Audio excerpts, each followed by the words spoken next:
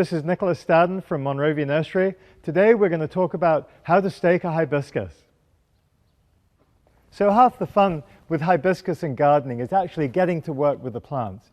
Now when you're going to stake a hibiscus, it's very important to look for a plant with a nice, strong central leader. On the side branches, take your handy dandy pruners and don't be afraid, just clip off these side branches and free the area up. When you're staking, we can use a simulated redwood stake, or my preference is actually bamboo, because bamboo is a great resource. The other two things you'll need are twist and tie, or if you prefer, just elastic tape. So here's the finished product. We're looking for a nice, straight plant tied snugly to the stake.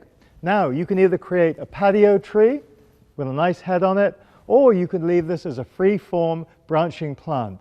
Either way, it's going to look great in your garden. If you're in the southern regions, year-round. If you're in the colder regions, marvelous for the summertime. So there are a few great tips on how to stake your hibiscus. This is Nicholas Stadden from Monrovia Nursery.